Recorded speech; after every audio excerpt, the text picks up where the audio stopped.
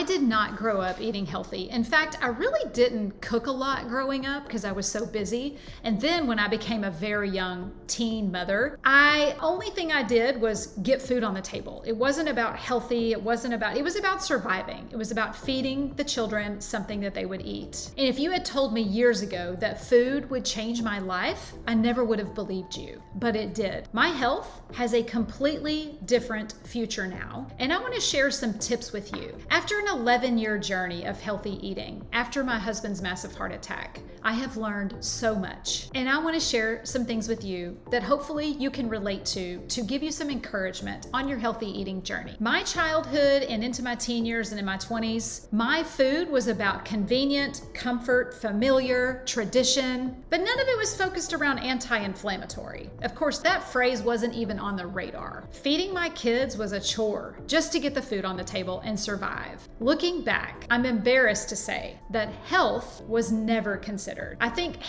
the only thing healthy that I did was I needed to make sure they got vegetables in their meals. That was it. Now, I'm not here to bash my upbringing or bash myself or how I raised my children, but now that I know better, I do better, and I want to share some things with you. I also didn't grow up reading food labels, learning what the ingredients mean, or knowing what real food could actually do to my health and my body. I used to drive through the Taco Bell drive-thru in high school. I remember back when I was about 25 years old, I used to go through Chick-fil-A and get a breakfast sandwich and a Coke every morning. So I'm here to tell you, I have been through all of the journey with food, and Hamburger Helper was a staple in our house in the 90s. Am I ashamed of it? Absolutely not. It makes me real, it makes me relatable, and I want to help you make some small healthy changes that feel doable for you. Now, I didn't just suddenly one day wake up and say, I'm ready. Life gave me a big old slap in the face when my husband had a massive heart attack. And through that journey, I realized that I had some stuff going on in my body as well. So it was a wake-up call for both of us for sure. I spent years just not feeling great. I had dull headaches. I had a very low energy, brain fog,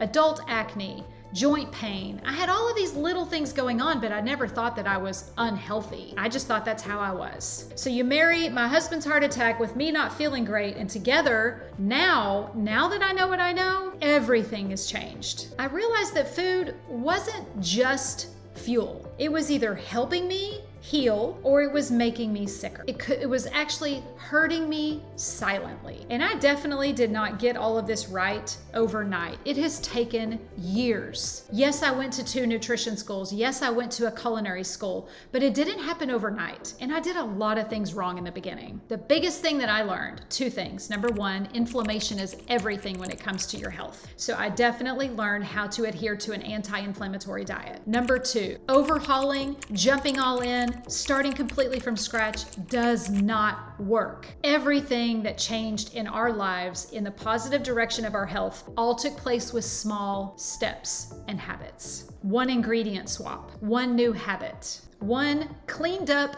recipe. This all took time, but I didn't really have a choice. You see, my husband almost died, and there was no going back to that lifestyle. So I forged forward and I hit roadblocks and found out what didn't work and what caused me to go back to old ways, and I course corrected. And over the years, I really found out that small habits really are where the biggest change happens. And that's what I'm here for, to help you create these small habits in your own life. Once I learned how to make meals healthy, my next mission was to make them delicious. And I finally conquered both. And now, I want to share it with the world. If you're in this place right now, ready to feel better but overwhelmed, you're overwhelmed by where to start, what should I do next, what should I buy at the grocery store, you should join my weekly newsletter. I send an email once a week that is full of inspiration on how you can sustainably eat healthy and without it being overwhelming. I'll put the link below in the description for you to join my newsletter. It's my way every week to give you a little nudge and inspiration in your own kitchen. I want to share with you my philosophy that changed everything for me, and it all revolves around inflammation. I choose anti-inflammatory ingredients for my recipes. I choose anti-inflammatory meals that are going to serve my body and help reduce the inflammation. This has become the anchor in my lifestyle, the anchor in my kitchen. No dieting. I'll never diet again. I'll never count calories again. And I'm not perfect. I believe you can have balance. You don't have to chase the latest trends. I'm so over all of the trends. I can't even tell you. My philosophy doesn't waver. It doesn't change. Focus on anti-inflammatory and your body will thank you. You will improve the way that your body reacts to sickness. You will have more energy. You will feel better because inflammation is the starting point for all of sickness. And I want to help you reduce it. I'll just give you a couple of really quick things that you can do at home to help cut the inflammation in your kitchen. Number one, stop buying seed oils. Vegetable, canola, soybean, all of these oils cause inflammation. They go through a ton of steps in a factory. They are bleached and deodorized, and they're just not good for us. So if you stop buying the seed oils, you're instantly going to help reduce that inflammation in your body. Number two, cook a little bit more at home. I'm not telling you 3 meals a day, 7 days a week is the answer,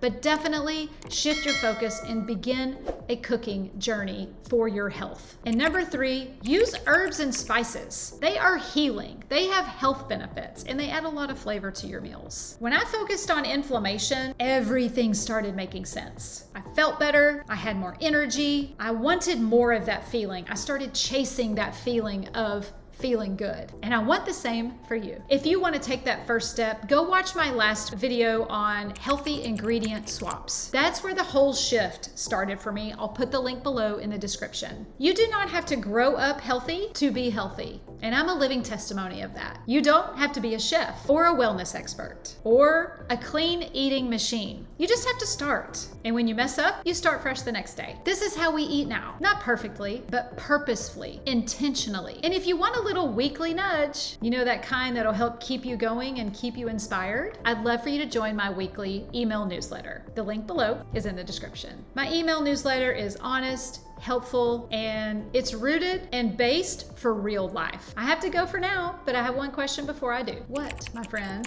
is on your fork? Bye for now.